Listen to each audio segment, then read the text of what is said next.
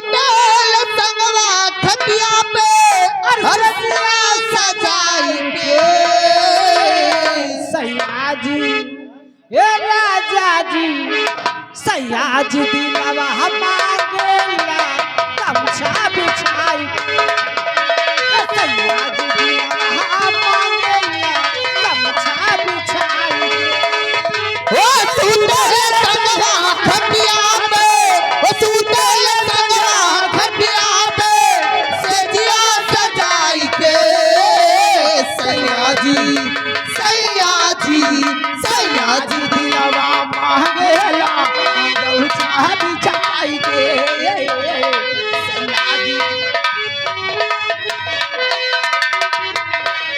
ऐसनी चुल्ली से भरा विपत हजार हमारे भाग में लिखावत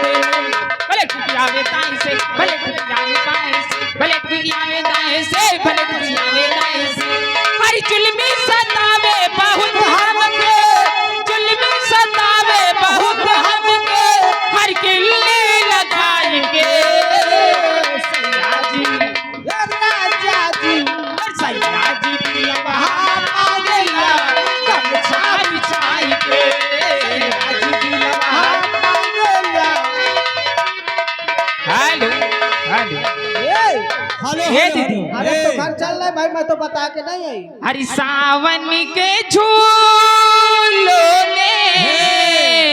अरे झूलो हरि मुझको बुलाया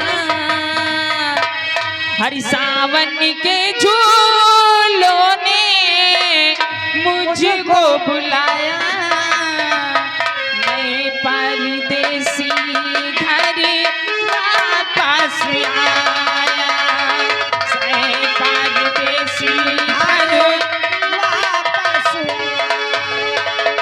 सावन के झूलों ने मुझको बुलाया सावन के झूलों ने मुझको बुलाया मैं परदेसी घर वापस आया मैं परदेसी घर वापस आया कांटों ने फूलों ने मुझको बुलाया मैं परदेसी घर वापस आया मैं परदेसी घर वापस आया hello hello hello music master staff ये आ गए हमारे श्रीमान क्या बात है और कैले चल खलवा ये पिया हमसे दादा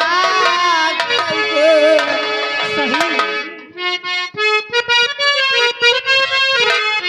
लाइके कमलवा सया चले चाप देश हमरा लाइके कमलवा सया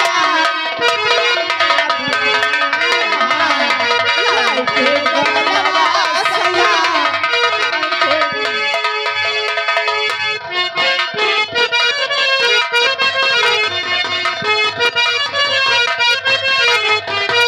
अब देश हमरा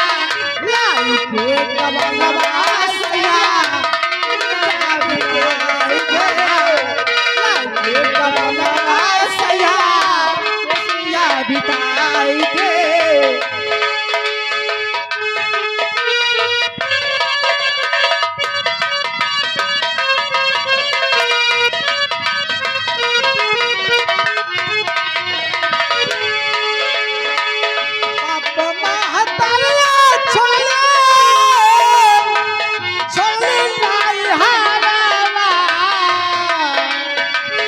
बापू महतारिया सैया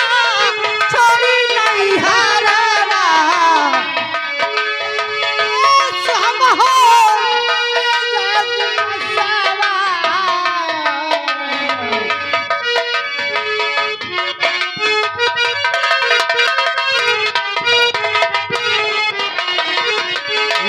एक